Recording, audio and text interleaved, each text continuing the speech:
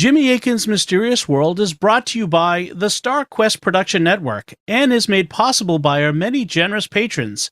If you'd like to support the podcast, please visit sqpn.com/give.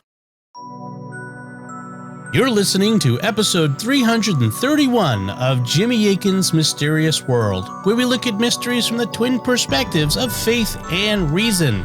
In this episode, we're talking about the mystery of the Toynbee Tiles. I'm Dom Bettinelli, and joining me today is Jimmy Akin. Hey, Jimmy. Howdy, Dom. In 1994, American artist Justin Dewar began to notice strange tiles that were affixed to public streets in his hometown of Philadelphia. The tiles said bizarre, crazy-sounding things, and he began investigating them. But there was almost no information available, despite how common they were. Dewar discovered that there were hundreds of them in dozens of cities across the United States, and even in other countries. He decided to get to the bottom of the mystery, and with a group of associates, he went in quest of who was behind them. So what are the Toynbee Tiles? What bizarre ideas do they convey, and who's behind them? That's what we'll be talking about on this episode of Jimmy Akin's Mysterious World. So Jimmy, where do we begin today? Our entry point into the mystery of the Toynbee Tiles is Justin Dewar. He's an artist, punk rock musician, and writer who grew up in rural Pennsylvania, but by the 1990s he had moved to Philadelphia, and it was there that he first discovered the Toynbee Tiles. That happened in 1994 when he discovered one of the many tiles on a street in Philadelphia. It was about the size of a license plate, and it was stuck to the street. It had the same basic message that's on almost all the Toynbee Tiles, which is Toynbee idea. In Kubrick's 2001, resurrect dead on planet Jupiter. A couple of years went by, and Justin began noticing more tiles like this in Philadelphia. He began making a list of where they were located, and by 1996 or 97, Justin had access to the internet, which had only recently become publicly available. So he decided to see what he could find out about them online. Around 1996-97, it became possible to go to the Philadelphia Public Library and get on the internet. So I thought, oh, I can't wait. I'm going to do an internet word search on this Toynbee message. So I actually took off work the next day. I called in sick to work so that I could go to the library as soon as it opened. And I went to the library as soon as it opened, and I ran up the steps. Toynbee idea was the first thing I ever typed into an internet search engine. Your search returned 0 results. You've got to be kidding me. There's nothing, this term has never been mentioned on the internet ever, And I'm like, whoa, this is like weird and kind of creepy. I went back a couple months later. It might have even been as much as a year later. This time, I think I pulled up about 10 results. Toynbee.net had occurred, and I was like, it blew my mind. Of course, the internet was much smaller back then, and search engines weren't as comprehensive as they are now, or as jammed with ads.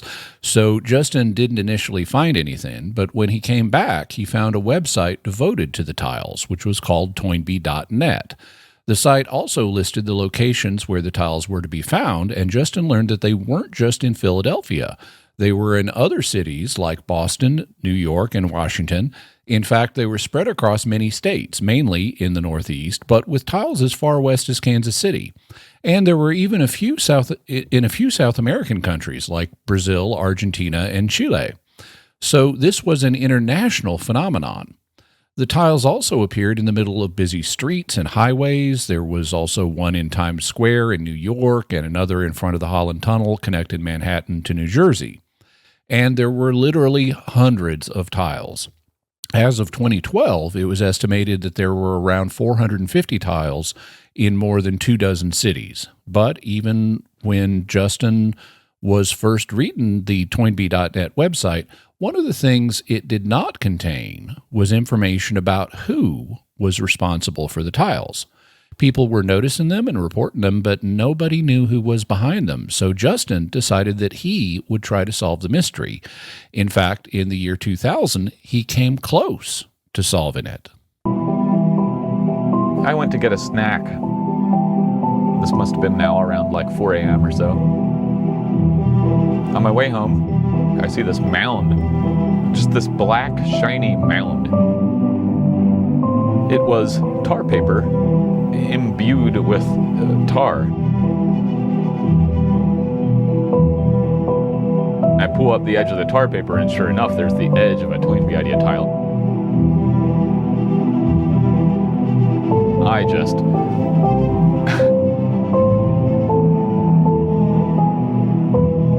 It was fresh, as in a car had not hit it yet fresh. I'm sure that there was no fresh tile there when I went to the deli. I thought, oh man, this person could be like on the block or something, so I leapt to my feet. I jogged down the block, to the north, and I start shouting out, Toynbee Idea! Toynbee Idea! I believe it! I believe the Toynbee Idea! I jogged down the other way, Toynbee Idea! Nobody ever answers me, and there's nobody to hear me except a sleeping pigeon up there somewhere or something.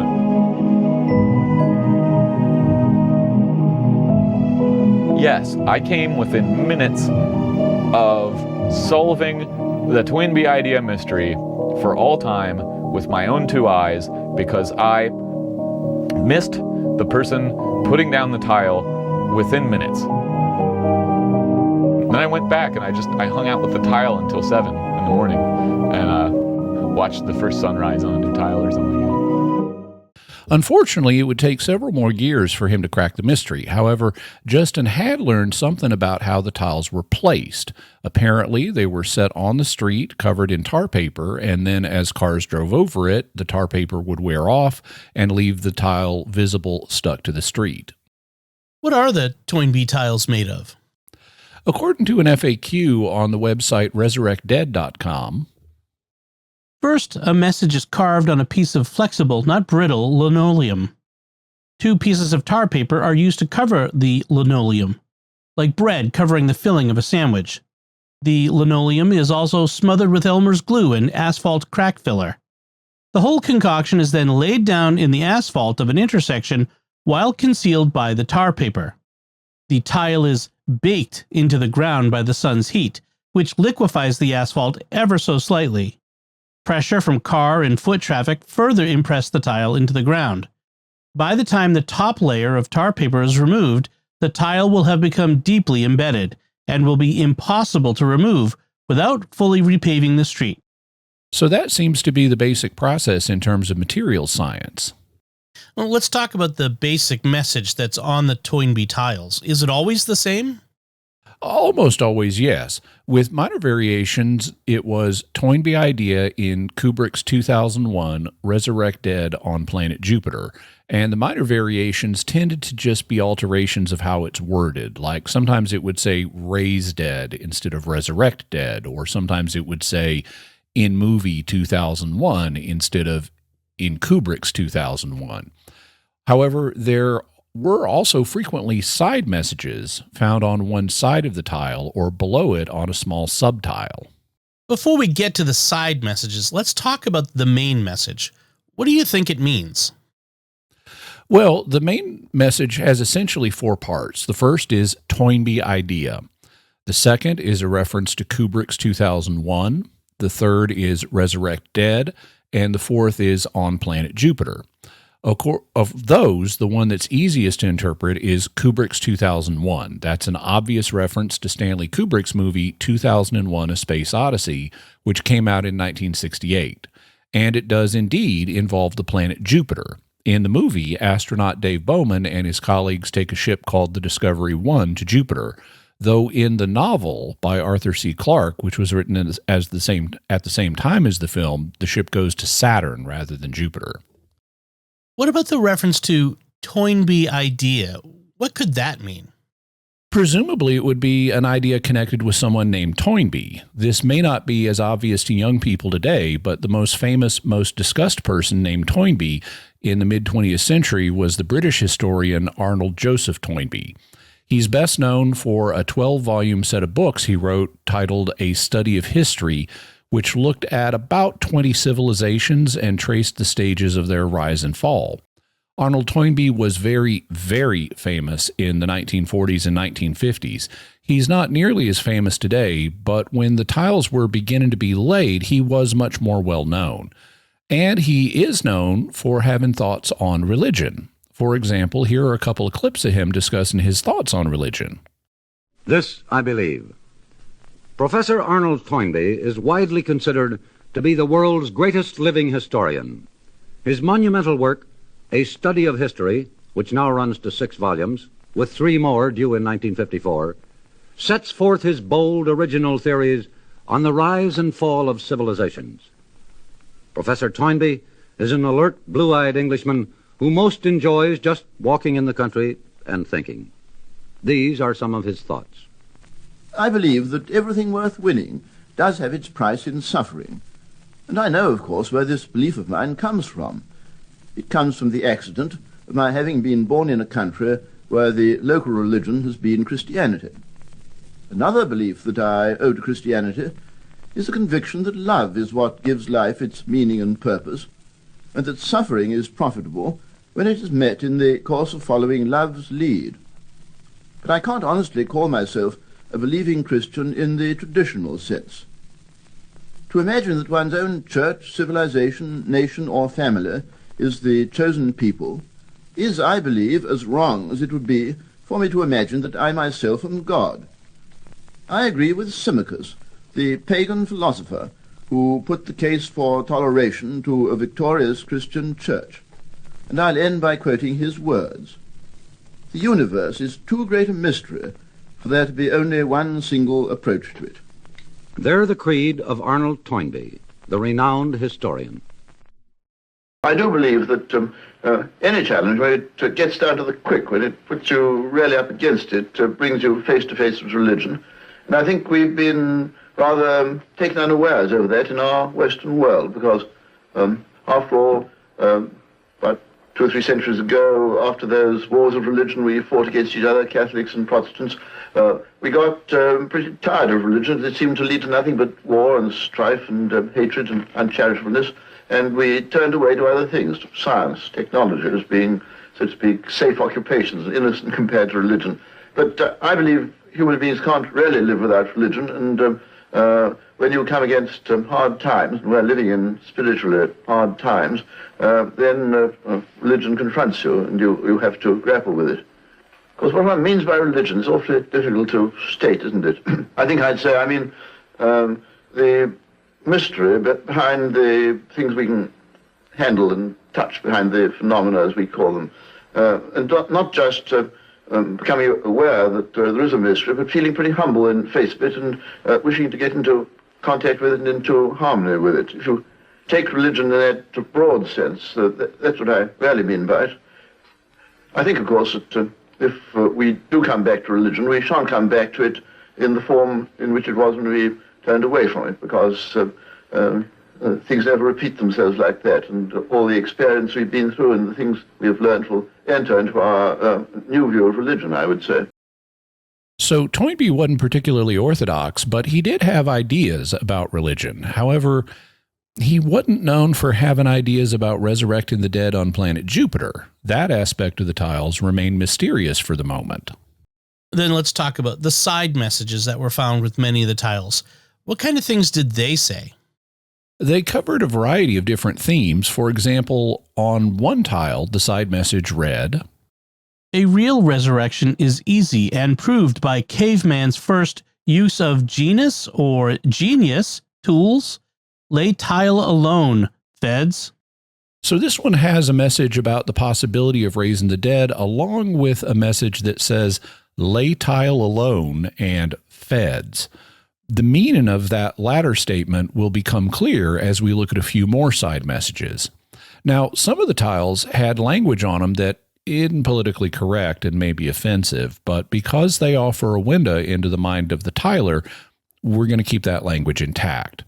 Another tile had a message that read, "Hitman from Venezuela and Cuba failed to murder me twice, so they sent a faggot cell to murder my mother. Lay tile alone, feds. You must lay tile alone, feds.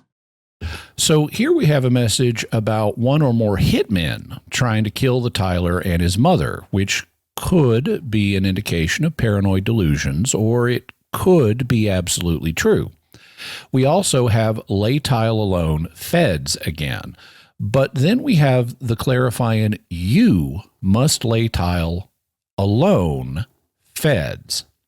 That reveals that the Tyler is instructing other people to lay tiles on streets like he's doing, only they need to do so alone. And in that context, feds would most plausibly be taken as a reference to federal agents. Presumably, this is a warning that if you don't lay the tile alone, if there are other people around when you lay it, then the feds will find out and there will be bad consequences.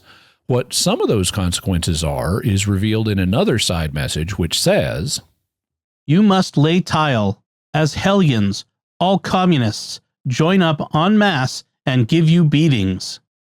Here we're told about a group that the Tyler calls hellions. He says that they're all communists and that they will join up en masse or as a group to give you beatings. So that's apparently one of the bad consequences that can result. He also mentions another bad consequence in a tile whose side message reads, Lay tile alone as hellions and feds infiltrate and harvest to prison. So you could apparently go to prison if you get caught. In another side message, he refers to a cult of the hellion. Cult of the hellion is now searching for more than one hell, ideologies to get more reward. Lay tile alone, feds. Lay tile alone, feds. Here, the Tyler refers to ideologies, and in other messages, he refers to movements that could be considered ideologies. For example, when he writes, Lay tile alone, feds. Communists and media. Hellion Jews against...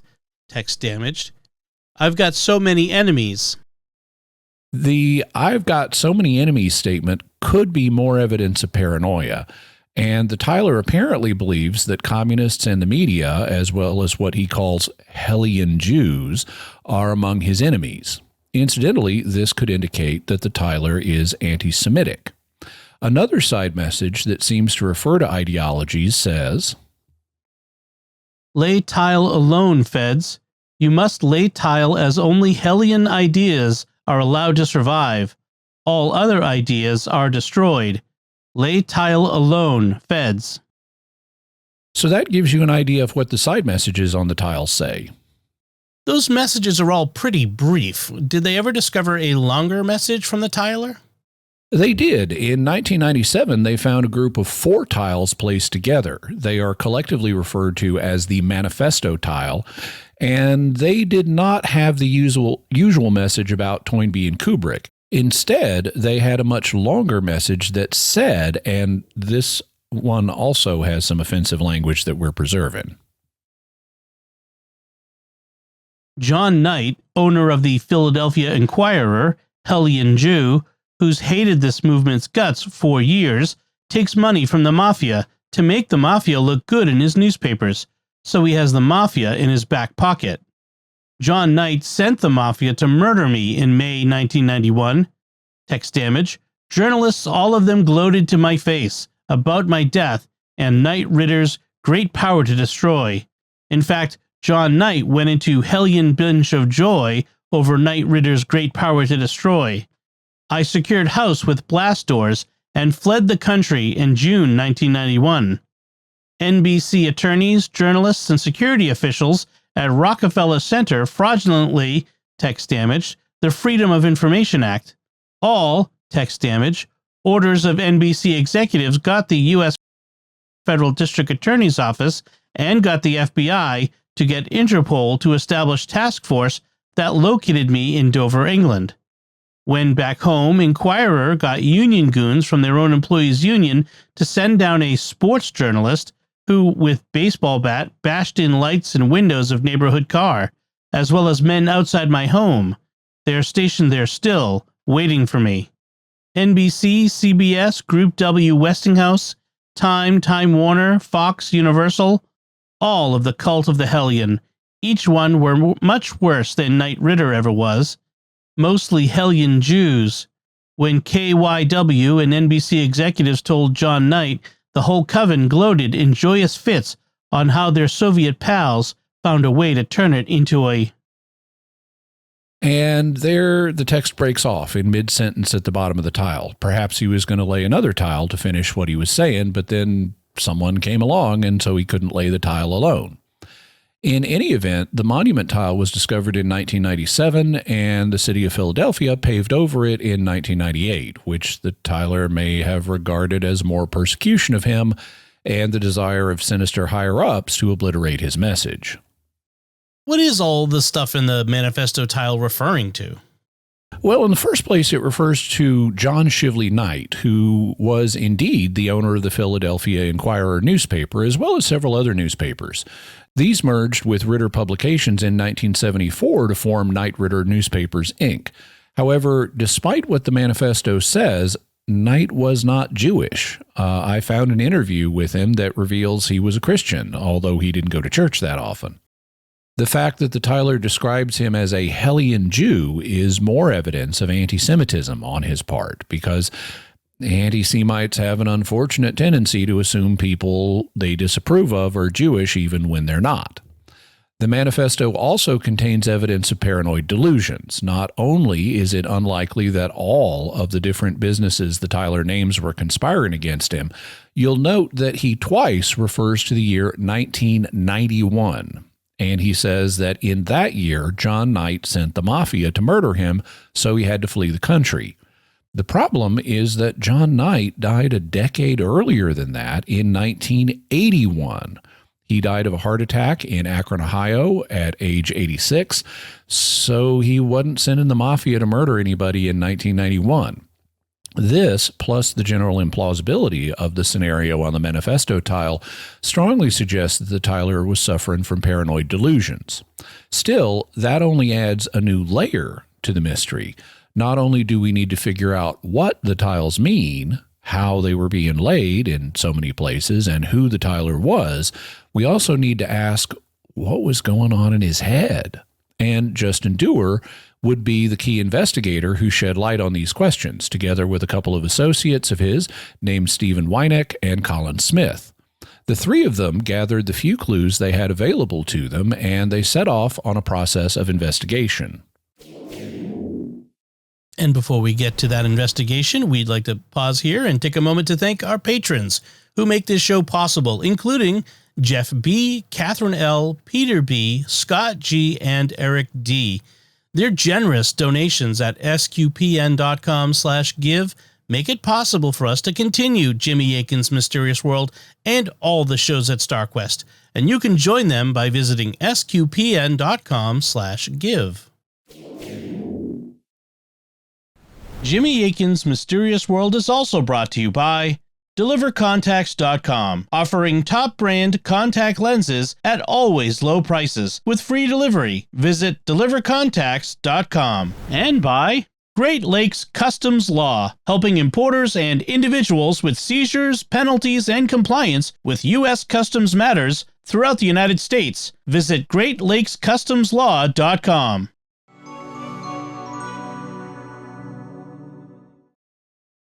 Jimmy, you said that this mystery has been solved, correct? Yes, at least in terms of its basic outlines. And this has come as a surprise to some who have covered the case. Here on Mysterious World, we're not like other mystery-based podcasts. We don't just try to generate wonder in the audience and encourage them to imagine, what if? Instead, we actually try to solve the mysteries, at least to the extent possible. But many mystery-based shows aren't like that, and it can come as a surprise when a mystery is actually solvable. For example, on Decoding the Unknown, host Simon Whistler reacts this way as he's reading the script and learns that a solution is coming. Well, we'll answer all of the questions. Oh my God, we decoded something. Hundreds of episodes. Finally, we've solved a mystery. But solving mysteries is par for the course here on Mysterious World, so you know what podcast you want to go to if you want actual answers, or at least informed tentative conclusions. So yes, we will be revealing what has been determined about the mystery of the Toynbee Tiles. All right, then let's look at the investigation by Justin, Steve, and Colin. You said that they had a few starting clues. What did those involve? There were basically three of them. First, they had found a street address on a tile located in Santiago, Chile. In the 2011 documentary Resurrect Dead, The Mystery of the Toynbee Tiles, they blur out the specific house number, but it's located on South 7th Street in Philadelphia. Second, they had found an article that appeared in the Philadelphia Inquirer. The article discussed the concepts that were in the tiles, though not the tiles themselves. It appeared in 1983, more than a decade before Justin Dewar noticed the tiles, and it was published by a columnist named Clark De Leon. Third, they had found a short play by screenwriter David Mamet, who is famous for plays like Glengarry Glen Ross and movies like The Untouchables, and one of my favorites, The Spanish Prisoner. The play was written in 1983 and published in 1985. It was titled 4 a.m., and it also discussed the concepts mentioned in the tiles without mention in the tiles themselves. What was their first step in investigating the mystery? Well, the second two clues mentioned concepts from the tiles, but they didn't mention the tiles themselves. By contrast, the street address in Philadelphia was written on one of the tiles, and so that made pursuing this lead the logical first step. They went to the address, which was just a row house in South Philadelphia, and rang the doorbell. Unfortunately, they didn't get a response, so as a backup, they started asking people in the neighborhood about whoever lived at the address. They then discovered two names, both of which became suspects for being the tiler. The locals told them that the man who lived there now was named Severino Verna. He was popularly called Sevy, and he kept birds, so he was sometimes called Sevy the Birdman. However, the previous occupant of the house was named Julius Paroli. He worked for the railroad, and he had the nickname Railroad Joe. So they'd been unable to meet the person at the address, but they now had two suspects for who the tiler might be. What happened with the second clue, the 1983 article from the Philadelphia Inquirer? That gave them their third suspect. The article was called Theories. Want to run that by me again? And it said, Theories. Want to run that by me again? By Clark De Leon. Call me skeptical, but I had a hard time buying James Morasco's concept that the planet Jupiter would be colonized by bringing all the people of Earth who had ever died back to life and then changing Jupiter's atmosphere to allow them to live. Is this just me, or does that strike you as hard to swallow too? Morasco says he's a social worker in Philadelphia and came across this idea while reading a book by historian Arnold Toynbee, whose theory on bringing dead molecules back to life was depicted in the movie 2001: A Space Odyssey. There are no scientific principles I've found that can make this possible, Morasco said, especially colonizing the planet Jupiter, which has a very poisonous atmosphere. The possibility of giving that planet an oxygen atmosphere is beyond even science fiction writers' imaginations. Now, that quote may sound as if Morasco doesn't believe it can be done, but that's not true. He thinks that between Toynbee and Stanley Kubrick, there is a way to pull it off. That's why he's contacting talk shows and newspapers to spread the message. He's even founded a Jupiter colonization organization called the Minority Association, which he says consists of me, Eric, Eric's sister who does the typing, and Frank. You may be hearing more from Morasco. Then again, you may not. So right out of the gate, De Leon gives us the name of our third suspect, James Morasco, who said he was a social worker in Philadelphia. And in addition to being our third suspect for the tiler, Morasco lays out the meaning of the main message found on the Toynbee tiles. He says that he got the idea of resurrecting the dead by somehow bringing dead molecules back to life. He says this was depicted in the movie 2001, and the idea is to colonize Jupiter by bringing all of the people who've ever lived back to life and changing Jupiter's atmosphere so they can breathe it. Morasco said he didn't know how this could be done, but he was sure that it could be, and he'd founded a small group called the Minority Association to promote it. Does the movie 2001 really involve the resurrection of the dead? Maybe, kinda. At least I know the part of the movie that Morasco is referring to. To explain it, I'll have to explain the plot of the movie, which some people may appreciate anyway, since Kubrick didn't spell it out explicitly, and so many people have found it hard to understand. In any event, spoilers for a 56-year-old movie. In 2001, A Space Odyssey, the film deals with an alien race that's trying to cultivate intelligent life in the universe. We never see them, but we see machines that they have made, which take the form of strange black monoliths that do work for them. The movie is structured in 4 parts. In part 1, a monolith appears on Earth in the distant past and affects the evolution of our simian ancestors. In part 2, humans discover another monolith on our sister planet, the Moon, which was left there to await the time when we had discovered space travel as a result of what they did back in the ancient past. After we discover this monolith, it sends a radio signal in the direction of Jupiter. In part 3, the humans follow up on that signal by sending a spaceship to Jupiter. However, the ship's onboard computer, HAL 9000, goes crazy and tries to kill the crew. But the last surviving astronaut, David Bowman, disconnects him. That brings us to part 4 of the movie, where David Bowman finally gets to Jupiter and discovers another monolith in orbit. Bowman then leaves the Discovery to investigate the new monolith, and it takes it inside him and sends him on a weird psychedelic journey. As part of that journey, the monolith, or the aliens behind it, put him in a simulated human environment, which looks kind of like a hotel room, with what Stanley Kubrick described as deliberately inaccurate French architecture, since the aliens wouldn't have a really good idea of what a human environment was like. Bowman seems to age and live the rest of his life in this room, and at the end, he's dying in bed when a monolith appears to him and he raises his hand toward it. He then is transformed into an embryo known as the Star Child, and the film closes on a shot of the Star Child looking thoughtful. What this means has been debated, but apparently David Bowman has been renewed by the monolith aliens and taken to a new level of human evolution, just like the apes were at the beginning of the film. However, James Morasco interpreted it in terms of David Bowman literally dying and being resurrected in the vicinity of Jupiter, which he connected with something he'd read in a book by Arnold Toynbee.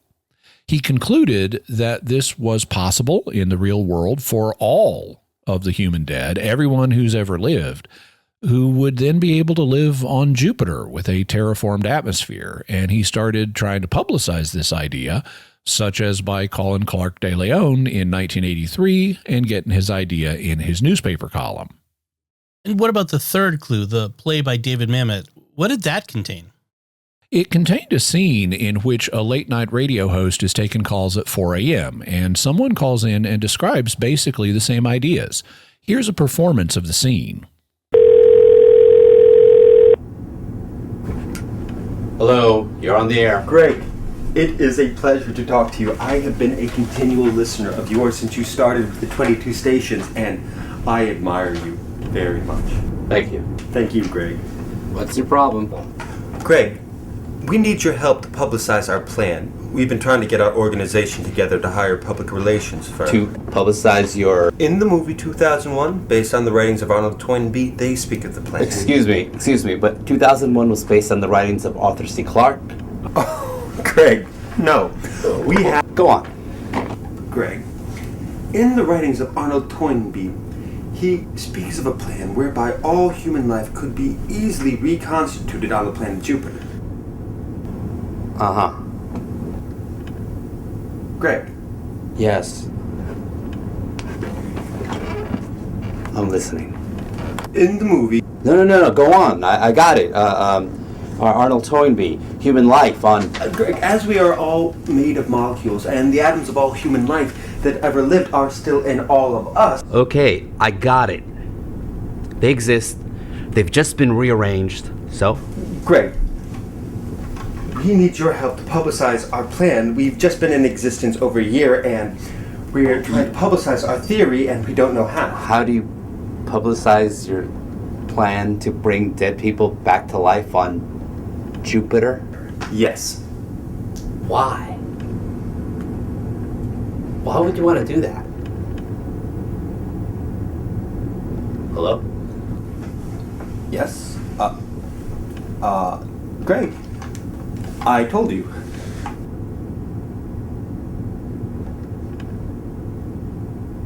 Well, I'm not sure that's what the movie was about, but be that as it may, why would you want to do that? I mean, do you have a program for this, or what are your goals? It's too broad. Can't you see what I'm saying? You can't bring them all back.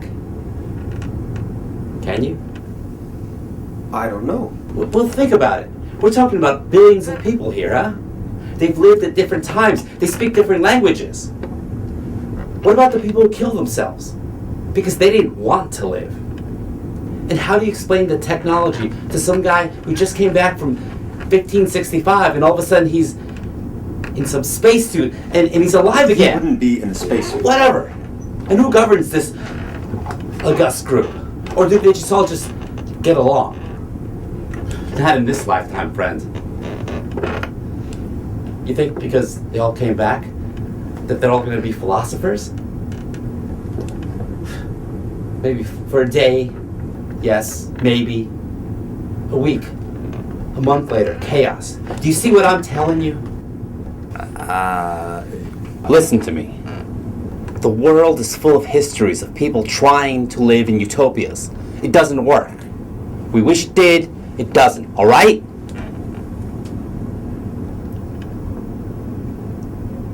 All right? Yes.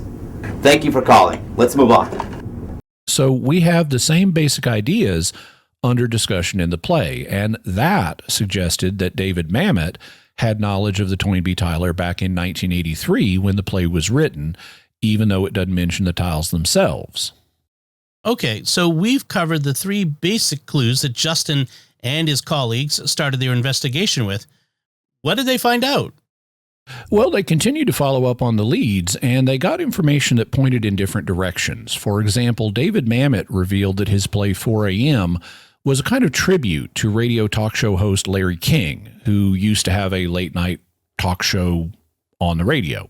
In fact, I called in and spoke with Larry King on it once or twice in the 1980s. At the time, the phrase social justice was a big buzzword, and King was using it, so I remember calling in and asking what he was using the term to mean. What exactly is social justice as opposed to regular justice? But he kind of dodged the question and didn't give me a definition. In any event, Mamet told NPR that the conversation involving Toynbee, 2001, and Resurrecting the Dead on Jupiter was his own idea. He said there was no call on the radio. I made it up. And in an interview I read, Mamet seemed to interpret the Toynbee Tiles as something that was based on his play 4 a.m. That is, he thought that he wrote the play, and then people got the idea of making the Toynbee Tiles from it. But that's really hard to explain if Mamet wrote the play, like you said, in 1983, and it wasn't published until 1985, because the Clark de Leon piece in the Philadelphia Inquirer had already appeared in 1983. So how would the same ideas show up there if they originated in a play that hadn't yet been published? This is indeed a mystery, but we'll get more clarity on it as we go along. Another thing that Justin and his associates did was continue to follow up the street address in Philadelphia. They couldn't get Sevi Verna to answer his door, so... We're knocking on his door and everything. We decided an obvious step is to try to call this person on the telephone. Dude, my adrenaline is like, I'm going to say something stupid, I just know it.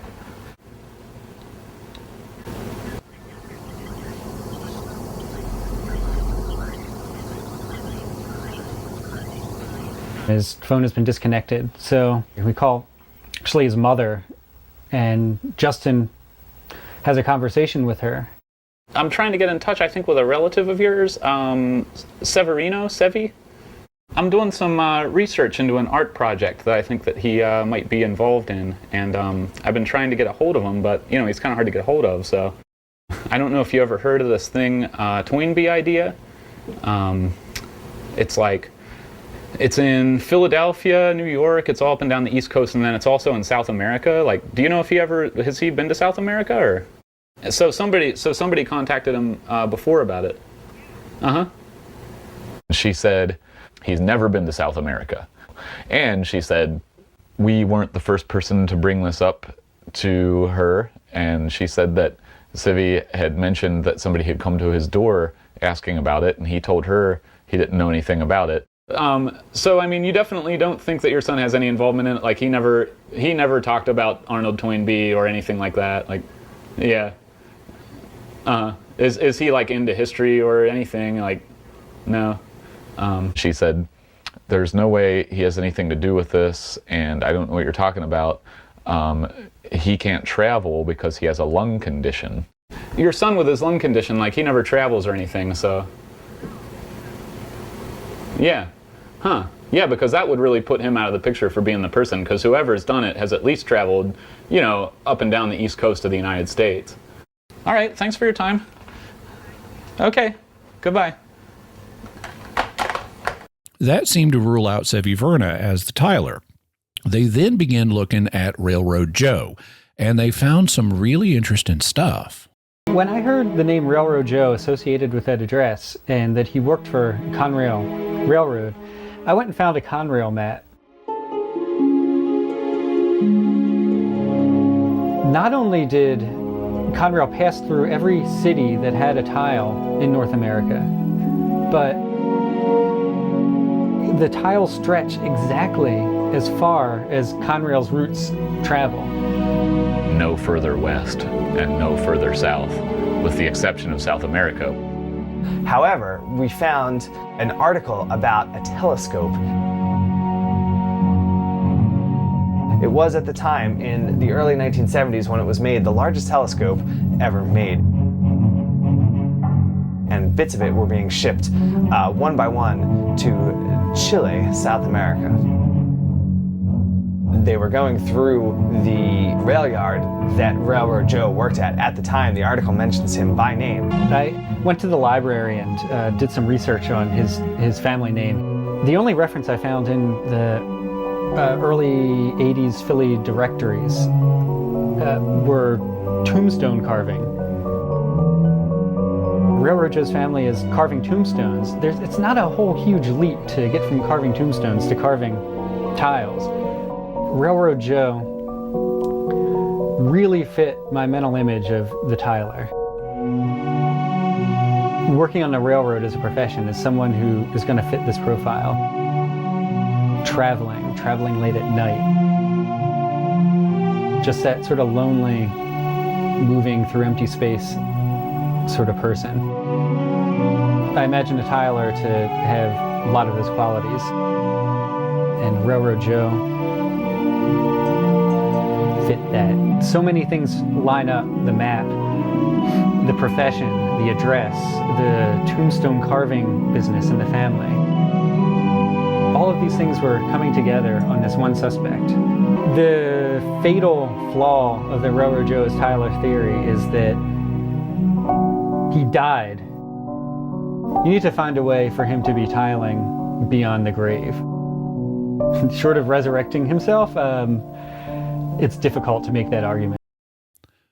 So Railroad Joe had died specifically in 1987, and they knew that the tiles continued to be laid long after that, such as the manifesto tile that referred to the year 1991 and that was apparently laid in 1997. So Railroad Joe looked like he couldn't be the tiler either. That would leave James Morasco, the third suspect that was mentioned in Clark de Leon's 1983 column in the Philadelphia Inquirer. Did they conclude that they had their man? Well, they certainly looked into the matter, and they contacted De Leon for more information. So James Morasco called up Clark de Leon in 1983 and was interviewed, espousing the same ideas that the tiles have. Clearly, this is a leading suspect. It's the only real tangible piece of evidence. I contacted Clark de Leon via email, and I started to kind of get him talking about anything that he remembered about this caller that the caller might have said in addition to the basic message that he wrote about in the article. I I think that Morasco said he lived in Fishtown or Kensington, which are working class, mostly white neighborhoods that run along the Delaware River north of Center City.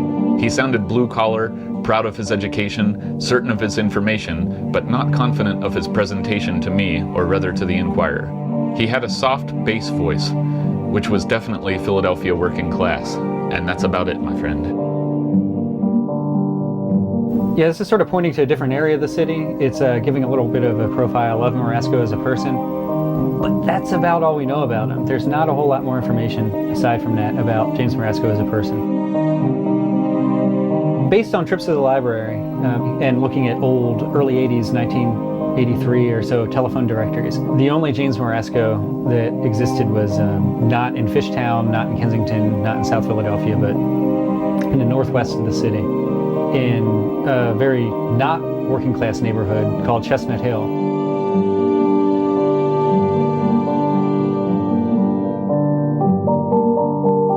He's been interviewed by reporters. Cincinnati City Beat ran an article, I think in 2001.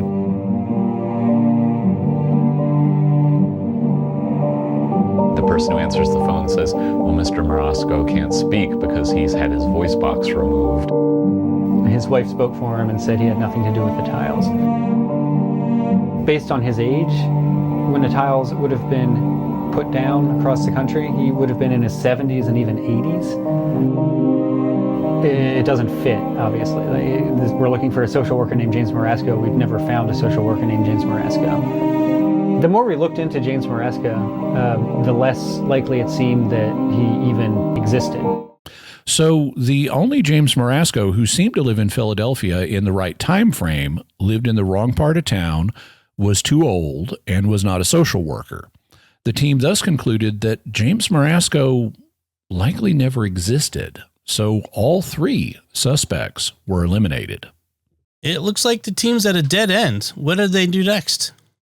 Well, they got lucky. You'll recall that the first website that Justin discovered discussing the Toynbee Tiles was Toynbee.net. In the years since he found it, the owner of the site had received many emails from people who came across the site and were curious about the tiles. But he'd gotten tired of investigating the mystery himself, and so he decided to turn the website over to Justin and his colleagues. He gave them access to all the emails that he had received, and that's when they found some new leads. One interesting thing that came out of the Toynbee.net emails was an email that came from a guy named Joe Raimondo. He said that in 1985, this really strange broadcast came over his TV. Look, I got a real story here because I heard this. I was watching Eyewitness News at 11 o'clock on Channel 3. I was by myself, kind of in the dark, just like chilling out. All of a sudden, I heard this thing about Toynbee's conception of Clark's 2001 or whatever it was. Like the television newscasters talking, and all of a sudden, like they kind of faded out, and then this voice comes in, you know, and they said it real fast, and then there's like all this static, and then it went away. Somebody hijacked the TV news, and they're beaming this Toynbee idea thing at me. Like it took me a minute to like get my head together, like what's going on here. So I thought I got to find out what's going on here. So I called Channel 3. I called them up. I'm like watching your news, and I just heard this thing about Toynbee, and the person who's the operator is like, yeah, well, you're not the only one. So it appears that in the mid-1980s, the Tyler was using pirated TV signals to try to get his message out. And it wasn't just TV signals. They also got in touch with another person who had emailed Toynbee.net that revealed another type of broadcast connection. In those days, in the early 80s, there were wheat-pasted flyers all over the city with the Toynbee message on them. And then a pirate shortwave radio address, you know, so you could tune in. Now, we knew something we never knew before, which was somebody involved in the Minority Association or in spreading the Toynbee message had involvement in the shortwave radio community. So I thought, somebody in the shortwave world knows who these people were or who this person is. So in 2006, Justin and his colleagues went to a shortwave radio convention called the Shortwave Listening Festival. Most of the people at the convention had never heard of the Toynbee Tiles or the ideas associated with them. But then the group struck pay dirt. We go over and start talking to this guy, John T. Arthur. You were saying you remembered something about that, the shortwave broadcast? Well, he contacted me to use my post office box for a mail drop. It's exactly what you describe in the little flyer there. When did they contact you? Well, I was in school there between 81 and 83, so it was early 80s. Mm-hmm. Wow. Do you remember did you ever listen to the broadcasts? Do you remember anything about it? I never could hear them, not from out there. Huh. And I never saw any reports of them. Yeah. Never got any mail for them either. Just being there in the flesh with someone who had had communication with the Toynbee Tiler. It was like everything comes together, everything clicks, where you're just like, whoa, like, you know, my head's spinning, like this is just crazy. Do you remember talking to any other people or just him? Or? Oh, it was all by mail. Yeah, okay. I didn't talk to him, and no. And you didn't save any mail or anything, obviously, you're probably not. No, I didn't, unfortunately. Yeah.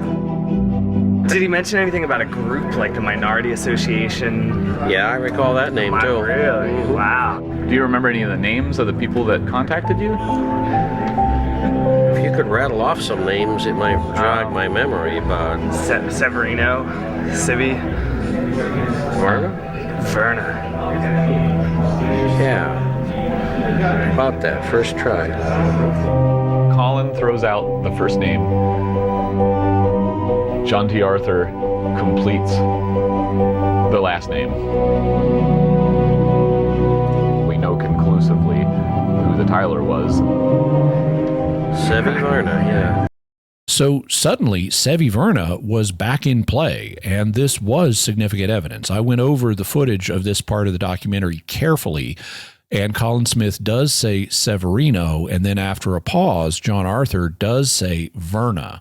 So that really was in his memory. The gang then went back to the street in South Philadelphia and talked to Sevi's neighbors again. He used to have a car. One side of it was, the floorboard was out of it. I know that because one day I happened to look and I went, oh my God, you know.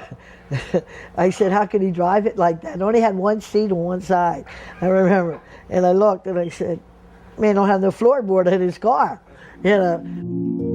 The Tyler doesn't have a floorboard in his car. It like takes a second, you're like, no floorboard. Immediately it makes you think, well, that's how he's putting the Toynbee tiles down, as he's driving in his car, dropping the Toynbee tiles through this floorboardless part of the car. No one would see a thing. I remember seeing that tile in the middle of the highway. I wondered, like, how did he do that? You're on the interstate, you drop a tile. You're at the entrance of the Holland Tunnel and you drop a tile, you know. So you can put tiles in impossible locations. It's brilliant. So now it looked like a new piece of the puzzle had dropped into place. They now knew how the Tyler was getting the tiles into places that were odd. He'd modified his car so it didn't have a floorboard on the passenger's side, and all he'd need to do is perhaps stop for a moment, drop the tile, and then move on. They also found out something else about Sevi's car. Well, I remember there was a car up here with a big antenna, with a real big antenna. He used to come over on the TV screen, like he used to come in with the TV back in the day. Like he used to come across, like you're watching a TV show and you would hear somebody talking. My father used to complain about it going onto the TV, because it would be the floor model back in the day, and it used to go, you hear them like talking on the thing, and then my father used to go out there and scream and holler. He's got his car, and before he starts tiling, he's like tiling the airwaves, like he's tiling the 11 o'clock news. You got this guy in a car with the floorboards taken out of the passenger side of the car with no passenger seat, with a big Texas flycatcher antenna attached to the car, transmitting a signal. Driving down the street in his neighborhood, and as he passes each house, the television in the house goes haywire, and his Toynbee message is coming over the speakers on the television. And people are coming out of their house and yelling at the car because they know that it's him that's transmitting the signal onto the televisions. It's a pretty intense story, you know. So that explained the Tylers' pirate TV broadcasting setup. They also uncovered a possible reason behind some of the paranoia that the Tiles displayed. The neighbors revealed that Sevi had been in the habit of playing musical instruments late at night, like the accordion, really loud in the wee hours of the morning. And one former neighbor who was drunk got so incensed that he broke into Sevi's house, found him sleeping on the couch, woke him up, and held a knife at his throat, threatening him about the accordion music. It was after that Sevi boarded up the windows in his house, so maybe some of the paranoia on the Tiles was at least based on stuff in real life, but Sevi had interpreted it in terms of persecution from John S. Knight of the Philadelphia Inquirer and other organizations. But then, just as the team concluded that Sevi Verna was the Tyler, the name James Morasco suddenly came up again. What happened there? About a month after the Shortwave Listening Festival, they got an email from a guy named Euless Fleming, who had heard about them on something called the Pirates Week broadcast, and he remembered something. Years earlier, he'd been listening to a shortwave broadcast from the Minority Association, and they gave a post office box that you could write to. So he wrote in and got a handwritten letter from James Morasco. What's more, Euless still had the letter, and he had a bunch more documents that he had received from the Minority Association. So he scanned them and sent them to Justin and his colleagues. They were finally in possession of the Minority Association documents that they had sought for so long. And what did the documents reveal? For a start, they revealed Morasco's relationship to the Minority Association. One of the documents was an undated press release about a press conference that they were planning on holding. It stated, "A small group of men are planning press conference in Philadelphia regarding Arnold Toynbee's conception of the colonization of outer space, as depicted in the movie 2001: A Space Odyssey." James Morasco, publicity director, stated that the purpose of the conference is to bring favorable attention to Arnold Toynbee's belief in science, to bring dead molecules of dead human bodies of all dead human beings of history back to life on the gigantic planet of Jupiter. Morasco insists 2001: A Space Odyssey is based on this theme. So James Morasco was the publicity director of the Minority Association.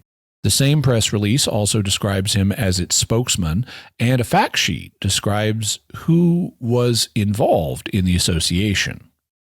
Personnel. Besides myself, a few part-time volunteers. All personnel are volunteers. There are no salaried personnel. And this went along with the 1983 Clark de Leon column, where Morasco had said that, in addition to himself, the Minority Association consisted of a man named Frank, a man named Eric, and Eric's sister who did the typing.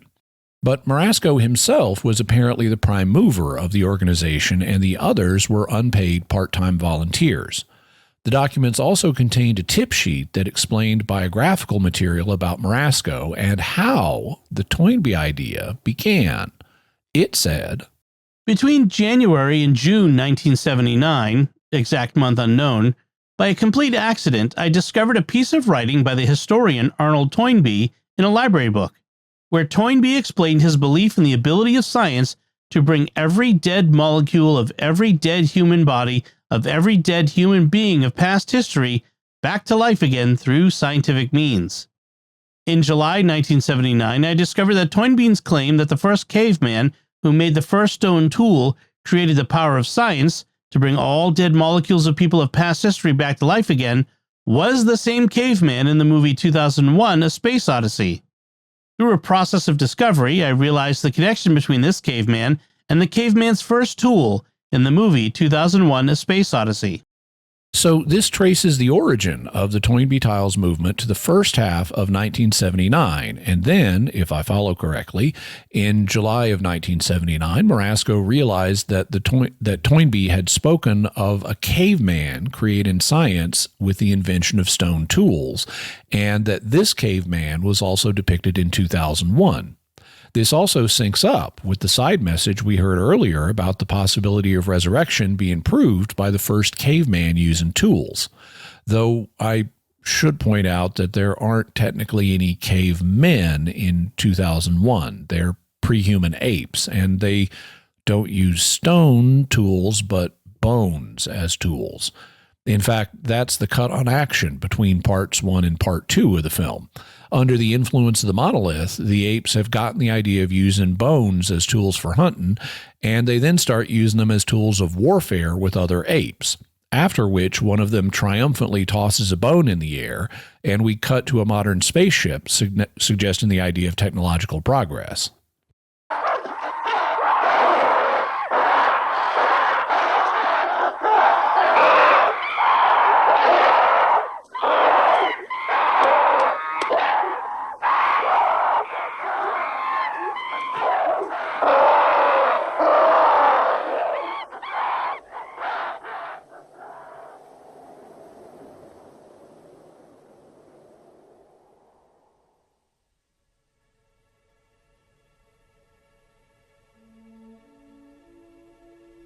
So the apes are celebrating their new use of bones. One of them tosses a bone into the air, and we cut to a similar-looking spaceship in orbit, making a thematic jump between primitive and modern moments in evolution.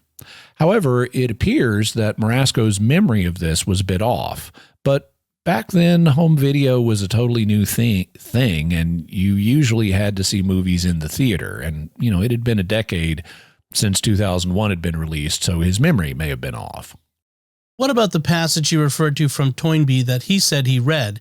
Did anyone ever uncover that?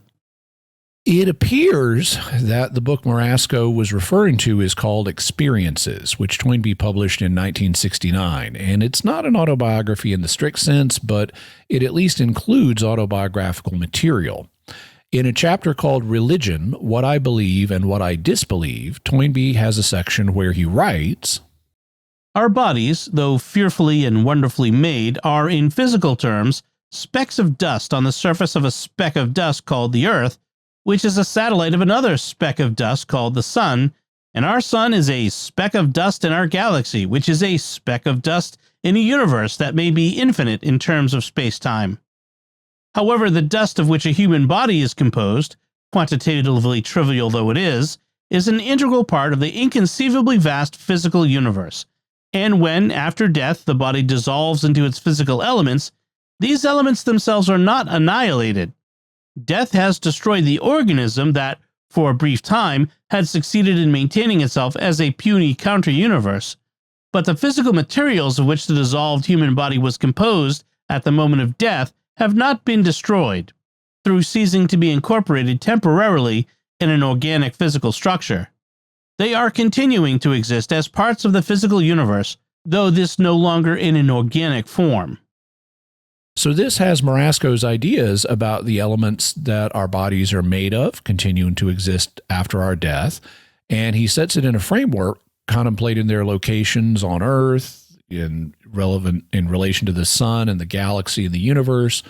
Then a page or two later he writes, "Human nature presents human minds with a puzzle which they have not yet solved, and may never succeed in solving, for all that we can tell. The dichotomy of a human being into soul and body is not a datum of experience. No one has ever been or ever met a living human soul without a body, though, as I have noted, we do not meet living human bodies in which the soul has been virtually extinguished or has never come to flower. The partition of the human personality between two supposedly different and incommensurable orders of being is a mental act of human intellects, and it is a disputable one. Present-day medical and psychological research seem to agree in indicating that a human personality is an indivisible psychosomatic unity. The psychic aspect of its life cannot be properly understood if this is artificially isolated from the physical aspect, nor, conversely, is the physical aspect intelligible in isolation from the psychic aspect. This is not a new discovery. It is a rediscovery of a once widely recognized truth. It is the assumption implied in the stories of the Gospels of acts of healing performed by Jesus. The same assumption is implied in the Christian Church's belief that Jesus rose from the dead physically as well as spiritually, and that all human beings who have ever lived and died are destined to experience a bodily as well as a spiritual resurrection on the day of judgment. Someone who accepts, as I myself do, taking it on trust, the present-day scientific account of the universe, may find it impossible to believe that a living creature, once dead, can come to life again, But if he did entertain this belief, he would be thinking more scientifically if he thought in the Christian terms of a psychosomatic resurrection than if he thought in the shamanistic terms of a disembodied spirit. Since Toynbee says no one has ever been or ever met a living soul without a body, it's obvious from this that he wasn't a paranormal investigator used to investigate in reports of ghosts and after-death communications, though in the section immediately after this one, he does indicate that he believes in telepathy. He's also dealing with an inadequate understanding of the Christian concept of body and soul and the soul's ability to exist between death and resurrection in the intermediate state. Toynbee doesn't actually propose to resurrect the dead through scientific means, though. Are we sure that this is the passage in Toynbee that Morasco was reading? Well, this is the best one I've seen in the Toynbee idea research materials. There may be a better passage out there that remains undiscovered or that I haven't read because Toynbee wrote a ton, but I think this is likely the correct passage. While he doesn't propose using science to raise the dead, he does say that one is thinking more, quote, unquote, scientifically if one is thinking of a resurrection rather than of a disembodied spirit. Morasco thus may have misremembered what he read in the library book, or, given mental problems he had, he may have interpreted Toynbee to be saying something that he wasn't. But one way or another, I think this is the likely passage. He then cross-connected his memory of this passage with the beginning and end of 2001, and that led him to conclude that Toynbee had the idea of resurrecting the dead on planet Jupiter. We're making good progress, but we still have a number of lingering little mysteries, like why David Mamet said that he came up with the ideas in his play 4 a.m. himself, with no connection to the Tyler. Well, hypothetically speaking, it's always possible that Mamet picked up the idea telepathically from Morasco. But the Minority Association documents suggest a much simpler and more normal explanation. The tip sheet begins with this entry. Dates available. Available all times, day and night for call-ins. Am ready, willing, and able for all types media presentations. So Morasco says that he's available day or night for call-ins, like the one in 4 a.m. More specifically, the fact sheet begins this way. History. Arnold Toynbee's conception of the colonization of outer space, as depicted in the movie 2001: A Space Odyssey, was first explained in a call-in on The Larry King Show in February 1980. So right there, Morasco indicates that he called The Larry King Show in February of 1980 and announced the plan there. David Mamet's play 4 a.m. is a tribute to Larry King and his late-night call-in radio show, so it's very likely that Mamet happened to hear Morasco on the show. Maybe he then took notes about the conversation, and then 3 years later he found the notes but didn't remember taking them. So he thought it was his own idea instead of something he'd heard on the radio. So that explains how David Mamet could get the information from James Morasco. But Justin and his associates looked for a James Morasco in Philadelphia, and they concluded that he didn't exist. How do you explain that? Well, there is something in the Minority Association documents that sheds light on this. It's a letter to Alexander Solzhenitsyn. Younger people may not know who that is, but Solzhenitsyn was a Russian writer, intellectual, and dissident during the Soviet period. He spoke out against Soviet oppression in his writings, such as in his nonfiction work, The Gulag Archipelago, which I have not read, and in his fictional work, One Day in the Life of Ivan Denisovich, which I have read. Both are about life in Soviet prison camps. As a result of his dissident activities, the Soviet Politburo stripped him of his citizenship and deported him to the West. He eventually came to live in the United States, where he was very famous, though he was able to return to Russia after the fall of the Soviet Union. He passed on to his reward in 2008 at the age of 89. But the Minority Association documents contain a letter that was sent to Solzhenitsyn, which explains the Toynbee idea and asks for his consideration. The letter says that the idea should be spread in the Soviet Union. There's also a diagram of a pirate radio plan that could be used to do this, along with a map of a 1,000-mile wide corridor of the radio signal through Europe and Asia. What's significant about this letter is the way it's signed. It's signed Severino Verna. Now, if you think about it, if James Morasco didn't exist, but somebody was using that name, that would suggest that James Morasco was the pen name of somebody else. And here we have a document with Sevi Verna's signature among a batch of documents using James Morasco's name. And there are other similarities. The descriptions of James Morasco via Clark de Leon all matched with the descriptions of Civi that we had gotten from Civi's neighbors. They could have very easily been describing the same person.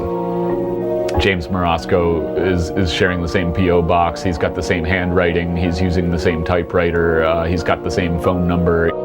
Everything really suggests that James Morasco never existed. There's only ever one person, and that person was Civi. The fact that he would create a pseudonym to unleash his idea onto the world made sense. It's very difficult to do that if you're not an outgoing, charismatic person who's willing to deal with the public and everything. And so I feel like he wanted there to be somebody like that, so he just made up a character to do that. So the likely conclusion is that James Morasco is just the pen name that Sevi Verna used when he was publicizing the Toynbee idea in public. This is reinforced by some of the side messages, which say things like, "I'm only one man." And it looks like that one man's real name is Severino Verna, and his pen name was James Morasco. Based on all the things they had learned about the tiles, Justin and his associates were able to piece together a proposed timeline of how the Toynbee idea developed. This is all somewhat up to conjecture because we don't know any of this stuff for sure. It's all from context clues. But this is what I'm thinking. 1979, he discovers the library book, has seen the movie 2001, puts two and two together in his mind. February 1980, he makes a phone call to Larry King Live and gets on the air. 1980 through 1983, attempts are made to contact major media outlets. Very little comes of that above and beyond the Clark de Leon article. His ways of publicizing the idea become more street level and grassroots as he experiences more rejection from the established media.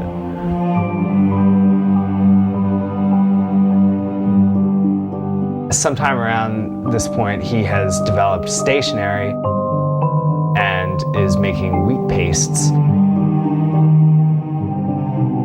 He is also experimenting in shortwave radio. He tries to get a pirate radio station up and running and broadcast via his car. They won't put the Toynbee idea on television. And so he just drove around transmitting directly onto people's television sets.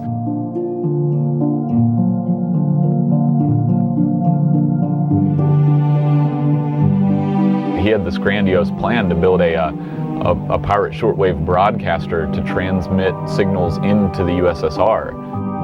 He actually had plans and schematics drawn out so that he could do that. Sometime between 1983 and 1987, he perfects the tile laying method and the first tiles begin to appear.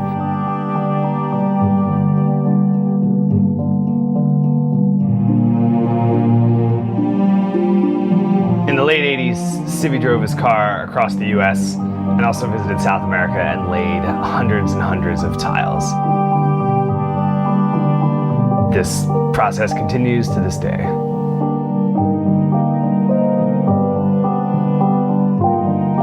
You have to look at it from his point of view, which I'm sure is hard for a lot of people to do. I think he became fixated on this idea that he had found the answer to, overcome death and everything, and decided that if he could just figure out a way to publicize the idea, the rest of the story would kind of write itself.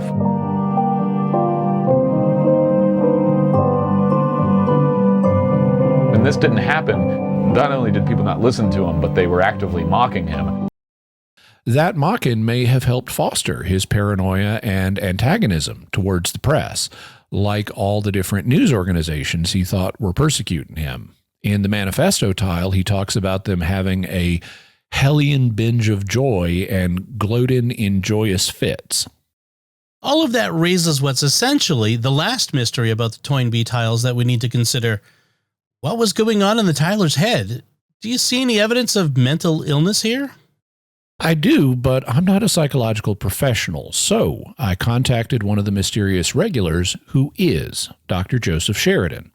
Now, nobody can diagnose someone at a distance without talking to them, and certainly not on the limited information we have here. But I asked Dr. Sheridan to speculate on what diagnoses might fit what we know about the Tyler, and here's what he said. Based on the content of the tiles, it appears that there are two main types of delusions held by the creator of the tiles, persecutory and bizarre. The persecutory delusions include the belief of being harassed and targeted by various individuals and organizations, and the bizarre delusions include the belief that the dead can be resurrected on the planet Jupiter. It is known the creator of the tiles held these delusional beliefs for a long period of time, as evident by the fact that the tiles were appearing in multiple locations over a period of several years. The most common psychiatric conditions that include persistent or recurring delusions include schizophrenia, bipolar disorder, and delusional disorder. For a diagnosis of schizophrenia, an individual with delusions would also have to have other symptoms, such as hallucinations or grossly disorganized speech or behavior, and have significant impairments in day-to-day functioning. It can't really be determined if there were any of these other symptoms based solely on the content of the tiles. In bipolar disorder, one can develop delusions during a severe manic episode. In manic episodes, an individual experiences symptoms such as racing thoughts, heightened energy, decreased need for sleep, increased activity such as taking on multiple new projects, a sense of invincibility, and indiscriminate behaviors such as excessive spending or traveling. Writing delusional statements on tiles and then traveling around the world to lay down the tiles in the middle of busy streets could certainly be consistent with a manic episode. Lastly, a delusional disorder is essentially a condition whereby an individual holds one or more delusions, but there really aren't any other associated mental health symptoms, and the individual remains quite functional in life. By definition, one with a delusional disorder has behavior that is not obviously bizarre or odd. I would say that traveling around the world to place tiles in the street is definitely odd, so I think this diagnosis is unlikely. In schizophrenia, delusions tend to be long-standing and firmly held and often remain fixed, even when patients are taking antipsychotic medications. In bipolar disorder, delusions only occur during manic episodes. Manic episodes typically last for weeks or perhaps even months at a time, and individuals with bipolar disorder can go years or even decades in between manic episodes. We know that the creator of the tiles made hundreds of them over the course of several years, which would suggest that the delusional beliefs were quite chronic. Therefore, I would speculate that the most likely diagnosis is schizophrenia. So Dr. Sheridan thinks that schizophrenia is the most likely explanation. Of course, these possibilities raise a logical question about how Justin and his team should treat the Tyler, and at a certain point, they decided they needed to back off. There's a big part of that story that has to just do with empathizing with him as a person. We found out everything we needed to find out. We found out why the Tyler never stepped forward and took credit for everything. It gets to this point where there's this strange kind of, dilemma where you say, okay, how much is too much, and let's just step back and leave it as it is, So they did step back. They completed the documentary they were working on, which Tyler may not have been happy about since he didn't want personal attention. And I'm only covering Sevi's identity because it's already out there and there are numerous videos about it. But Justin and his colleagues decided to stop trying to contact the Tyler, and Justin stuck with that decision even when it appears he had a chance to meet him. Late spring or early winter of 2007, I got off a subway train at Broad in Oregon in South Philadelphia, and I catch a bus around the 700 or 800 block, which is in the neighborhood where the address on the Toynbee tile in South America was listed or whatever. I had an encounter with who I assumed to be the Toynbee tile culprit. I kind of kept looking at him because I thought, could that be Civvy? I mean, it very well could be. He's the right age. You know, he looked like sort of the type of person that was wrapped up in his own thoughts or whatever. Certain people that you see, you can just tell that they're more on an introspective mind trip. We exited the bus at opposite sides. There was some extremely uncomfortable, glancing back and forth and eye contact and stuff. It was, uncomfortable and tense, but nothing was said, but we definitely noticed each other. All kinds of stuff went through my head. For years and years I wanted to talk to this person, and for years and years I wanted to solve the mystery. But the thing was that when I ran into him on the bus, I didn't want to do it. You know, it's not that I couldn't bring myself to do it. I decided not to bring myself to do it because I felt like it was not the right thing to do. You can't force somebody to open up to you. You can't force somebody to decide that they're going to share things with you. I need to know when to let go. I had a moment of emotional and intellectual clarity about where I stood with the story. Let them go in peace on their way, and I would go in peace in my way, and that would be it. So that was good. Justin stepped back and didn't force a meeting with Sevi when he seemingly had the opportunity. That was an act of compassion and respect for his privacy. Anything else we ought to know about the tiler from the reason perspective? Yes, we mentioned that the tiler made numerous appeals for other people to lay tiles in some of the side messages. Well, people have been doing that. So the tiler has an ongoing legacy with people laying Toynbee tiles in other parts of the country. And this may be in part due to Justin's 2011 documentary, Resurrect Dead in the Mystery of the Toynbee Tiles, which was selected for the Sundance Film Festival's U.S. documentary category and which won that category's Directing Award, and which helped get the message out to even more people. Consequently, or relatedly, tiles have appeared in Tulsa, Oklahoma, Roswell, New Mexico, Salt Lake City, Utah, and in West Coast cities like Portland, Oregon, and San Francisco, California. So the message is getting out there, and the Toynbee idea is continuing to spread. What can we say about the Toynbee idea from the faith perspective?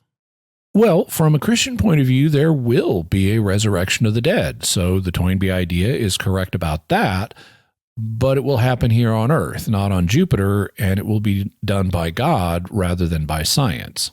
There's also the matter of the tiler and his apparent mental illness.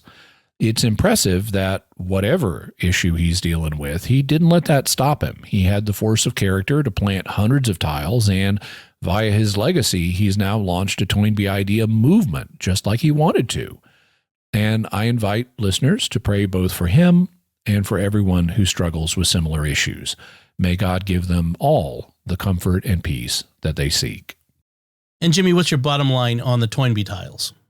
The Toynbee tiles are a fascinating mystery. The fundamental message on them is startling and arresting, and the side messages revealed a troubled aspect to the tiler. But they're still an amazing achievement, and it appears that we finally know their meaning and the identity of the tiler. Let's all keep him in our prayers. Of course. So what further resources can we offer to the viewers and listeners?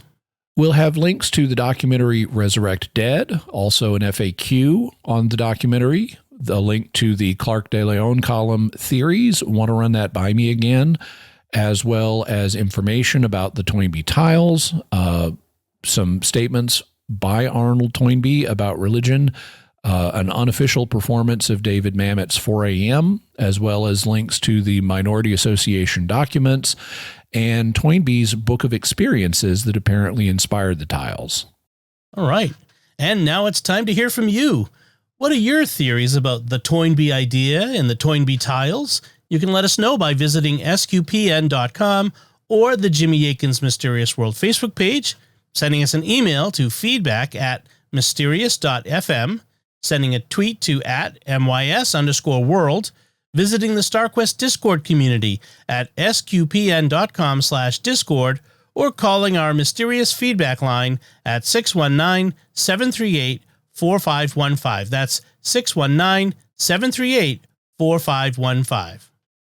And I want to say a special word of thanks to Oasis Studio 7 for the video and animation work in this episode. You can check out their work by going to my YouTube channel, youtube.com/Jimmy Akin, where you can also see lots of pictures of the Toynbee Tiles in this episode.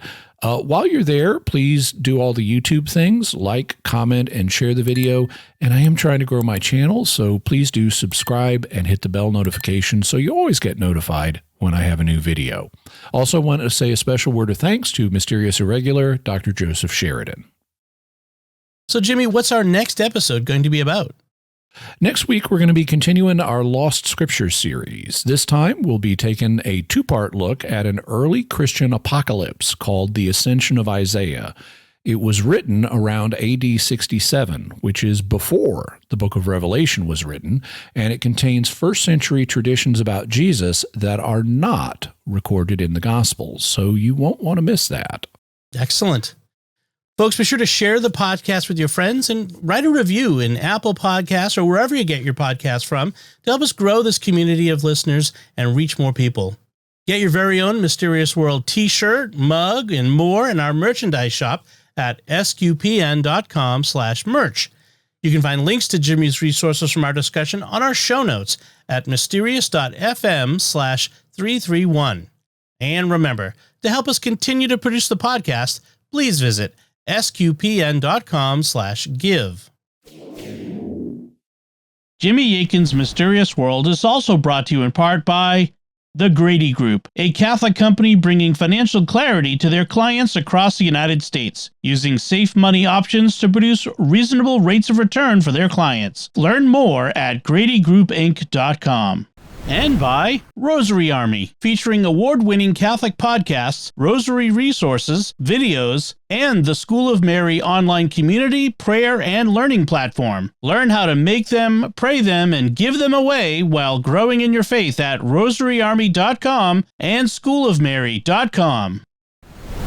Jimmy Akin's Mysterious World is also brought to you in part through the generous support of Aaron Vergeson Electric and Automation, making connections for life for your automation and smart home needs in North and Central Florida at aaronv.com. Until next time, Jimmy Akin, thank you for exploring with us our mysterious world. Thanks, Dom. And once again, I'm Dom Bettinelli. Thank you for listening to Jimmy Akin's Mysterious World on StarQuest.